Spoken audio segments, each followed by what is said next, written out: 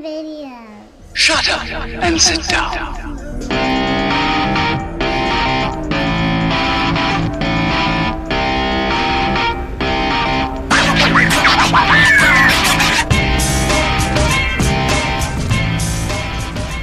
What is up, guys? Welcome back to HalferLand videos.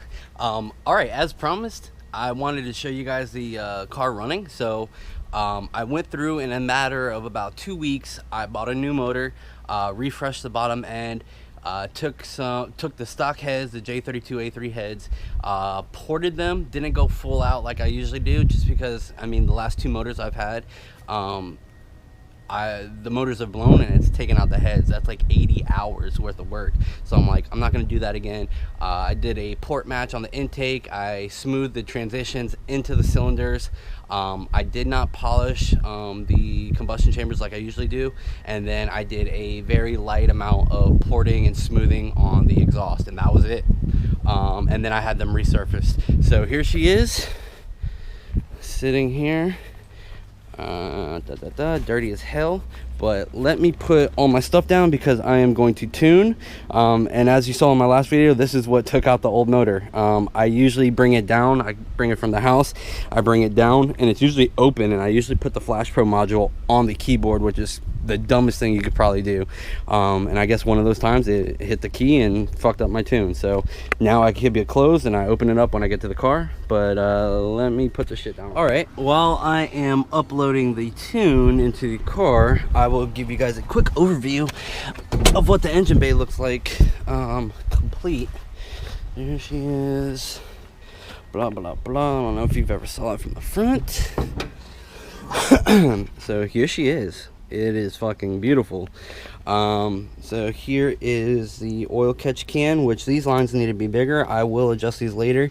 What I'm actually going to do, I'm probably going to leave this where in place, and then I'm probably going to put some like 10 AN or -8. Really -10 is the lowest or the smallest you want to go, but I think with the additional catch cans, I think a -8 would suffice. And then I just have a breather on the back.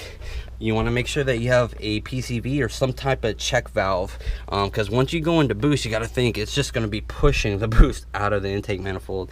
I went ahead and I redid the intake manifold top plate and my signature gold that I like to paint. The orange is gold. Stainless or aluminum, I forgot. I think it's just stainless. No, it's aluminum. Radiator. So here's the Turbonetic 6968. I made my own little turbo guard, which you guys saw probably in the last video. Here it all is smushed in there. As you can see, it's tight tolerances, man. There's really not a lot of clearance in there, but I was able to get it all fit.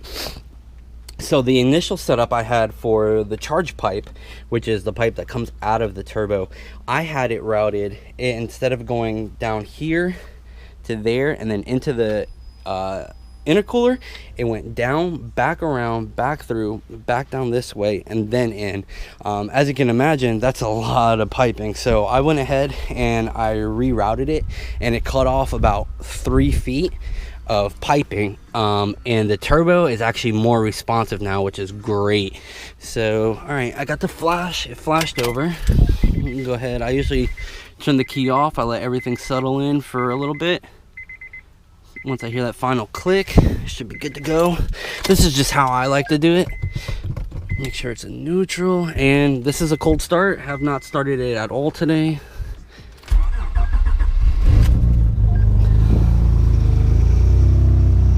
You can hear my power steering pump up there. The O-ring's going out, which is pretty common on these J series. There she is, complete cold start.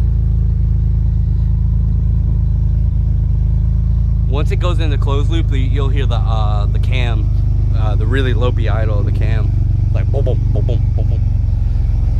But if you can ignore the power steering pump, there she is. Oh yeah, now you hear the cam. Like I said, so what's really common is this O-ring right here will go out, and that's what creates a whiny noise from it pulling air in. Getting air in the system. So I just got to redo that. Not a big issue.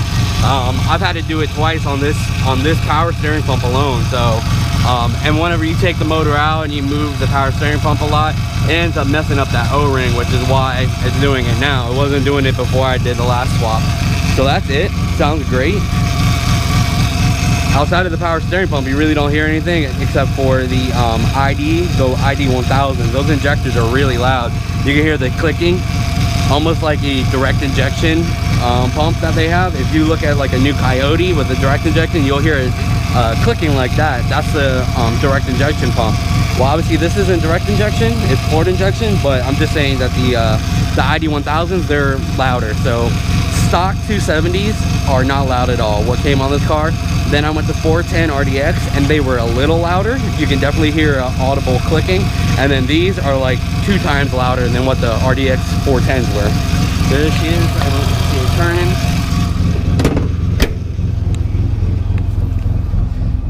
Get you a little, hopefully you can hear this.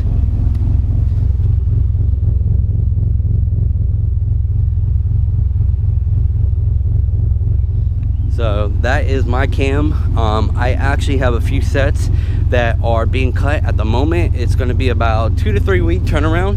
I have 2 of them sold. Sorry. I have 2 of them sold. So there'll be 1 extra set. If you guys are interested, hit me up. My email is in the video description, so just let me know. I got them. Let's go for a little ride.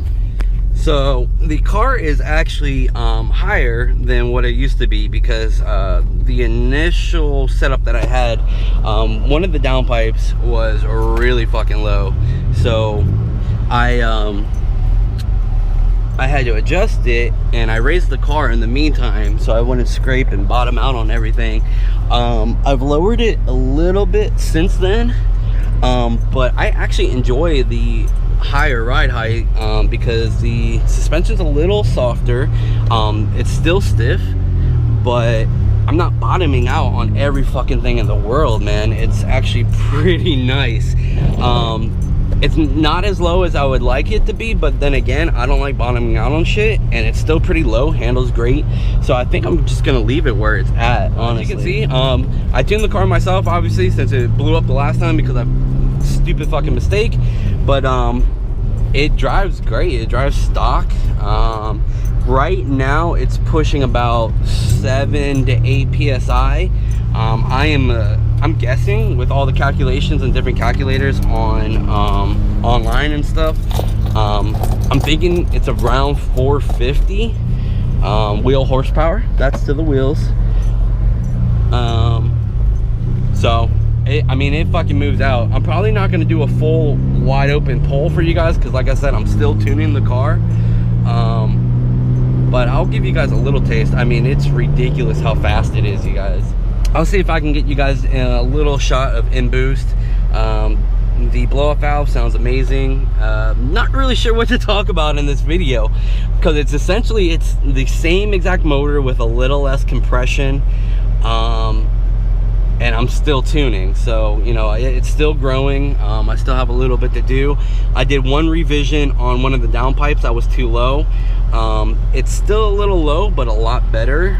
It actually got crushed when I was towing it home because I had my cousin in the car and I was in front with the tow truck, not the tow truck, but my truck towing the car.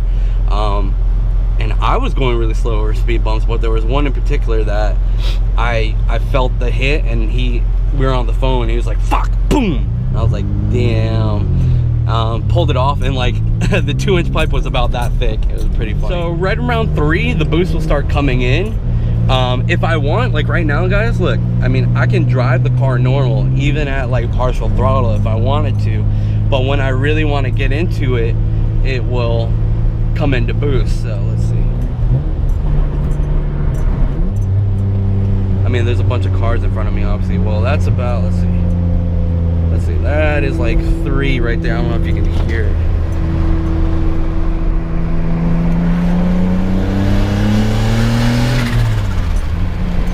So that was maybe 30%, 40% throttle right there. Like I said, guys, at 3, without doing anything, just driving normal, at 3,000 RPMs, boost starts coming in. Now if you want to slowly ramp it up, you know, slowly start depressing the the accelerator, the gas pedal, you can start creeping it in. If you mash it, obviously it's going to take a little bit of time to come in, but right around 4,200 RPM, 4,200 is when the boost is basically fully in. At any throttle position, it's at full boost. So usually when I data log, a lot of tuners, if they remotely tune, they tell you that 4th gear is what they want, because it's usually 1-to-1 ratio. Well, obviously on the road, it's pretty difficult. Now, if you guys have a 7th gen, or even like a Civic swapped, if you're using the 6-speed transmission, 4th gear is 1-to-1.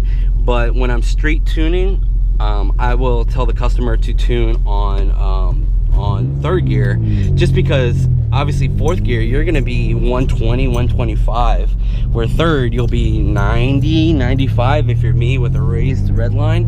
And I think that's doable, where I don't want to put the customers in danger, you know, telling them to go in 4th and trying to get a good run, because it's pretty hard. All right, so let's see this. There you go. That was like 40 to 65, and everybody's slowing down. All right, like I said, guys, I don't want to do too much video while I'm data logging and trying to tune the car, because I like to pay attention to what my boost, my air fuel is. Right now, oil pressure and oil temp are not working. The oil, let me see. The oil temp got destroyed when I was pulling the motor. I guess it got caught and it cracked it. And then the oil pressure, the tab on it broke, so I'm waiting on both of those sensors to get back. But once they get in, they'll be working just fine. But the boost and the fuel pressure work. Boost reads a little low, so say when it says 8 like that, it's really 16. And then once it gets into boost, it reads accurately, but a hair low. So if you're boosting 5.9 pounds, it's going to say 5. So, and then usually if you're like 6.1, 6.2, it's going to say 5. And then once you get to like 6.5, and then it will, you know, 6.3, 6.4, it'll say 6. Just a little something for these cheap gauges. It's a cheap gauge off of fucking eBay, but it works. All of these work. I think they look great. So you really can't complain, where literally one AAM gauge would cost 2 times than all of these combined, which is pretty funny. Oh, that's why it's fucking pulling weird. Something with this, if you don't turn off traction control, it will feel like the car is fucking missing and shit, because traction control, the ABS starts kicking in. The way traction control works on these cars is that the ABS, it will start braking once one particular wheel or tire, if it sees that it's spinning, it'll start applying brake, and then it kind of starts torque steering and shit. I like to have it off, because at this boost level, it's gonna spin no matter what. So I do have 245, 45. They're the Achilles ATR Sport 2s, which I fucking love, you guys. As a daily economy kind of sport tire, it's fucking awesome. So if you know, if you've been with the channel for a while and you go back, I was running Mickey Thompson ET Streets, I believe. And they were good tires. They only lasted like 10,000, 8 to 10,000 miles, which is ridiculous.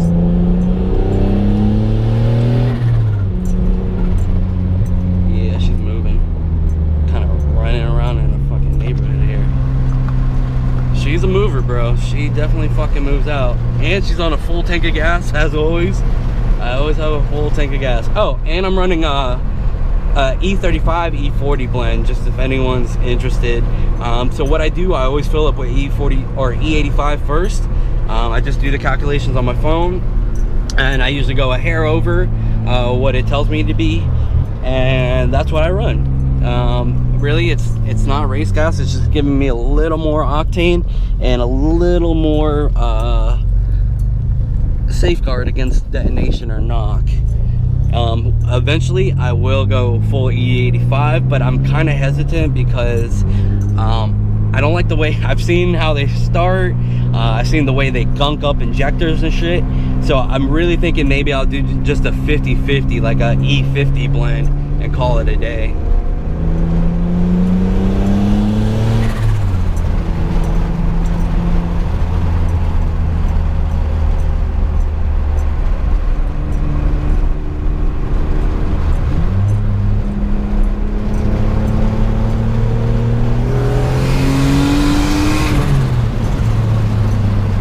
damn, this bitch moves out, bro. She fucking flies. That was maybe 50-60% throttle, so I wasn't even fully in it. I'm trying to watch the air fuel. So the way I tune my own car is when I am driving, I try to monitor air fuel. Once I get into open loop, I'll see it drop down. So right now, just cruising, it's going to be around 15, 14.7. Once I give it enough gas and the intake pressure, the manifold pressure, becomes high enough, it will go into open loop, and then you'll see it drop down to like 13.5, and then once it gets to a certain other level, it'll drop down into the 12, like 12.5, and then again it'll hit another level and you'll start seeing 11.5s. That's when it's really into really boost. Like 15 is just cruising like this. 13.2 is really like one psi of boost, and then 2 to 4 psi is around 12, and then once I get into the higher beyond 4 psi is around 11.5. That's the way I tune it. I'm not going to give you any more information than that, but those are the air fuels that I like to go off of with the E35 blend, and which is pretty damn close to, you know, gasoline 93, the way people tune. And guys, FYI, there seems to be a lot of confusion in regards to air fuel ratio or AFR gauges in regards to ethanol and how it reads.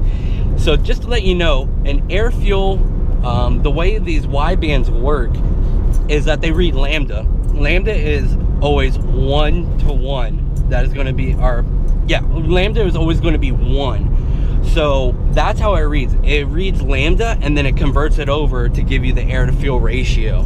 All right, so no matter what you do, whether you go E85, 93, no matter what you do, that wideband is always going to be looking for lambda, and then it will convert it over to air fuel. So what I'm saying, you can run E85 and still monitor how it's running, because if it's a 12.5, then it's going to be a 12.5 on E85. You see what I'm saying? Because it's always looking for lambda. It's not looking for air fuel ratio.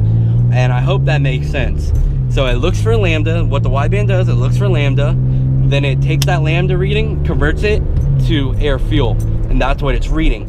So it's always going to look for lambda and then calculate and give you an air fuel. So you can tune off of that. So 13.5, when I'm seeing 13.5, I know it's on the richer side. It's not leaning out. When I see 15, 16, I know it's starting to lean out a little bit.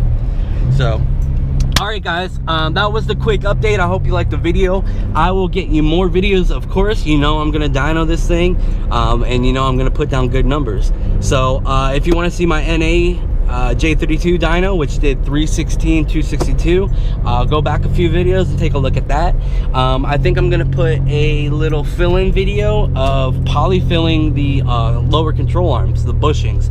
So what I do, I polyfill all of my lower control arm bushings, and it tightens them up, because as you know, if you've been around these cars long enough, the lower control arm compliance bushing is garbage. It's super soft, it sucks. So what I do, I polyfill them. If you guys are interested in that, that will be the next video after this one. All right, guys, thank you for watching. Please thumbs up. If you enjoyed it, or you know somebody else that will enjoy it, please share, please comment. If you have any questions, if you would like to make any suggestions about content, please let me know. You know, if you want to see more DIY stuff, or you just want to see more car shit, let me know. All right, guys, thanks for watching. Peace.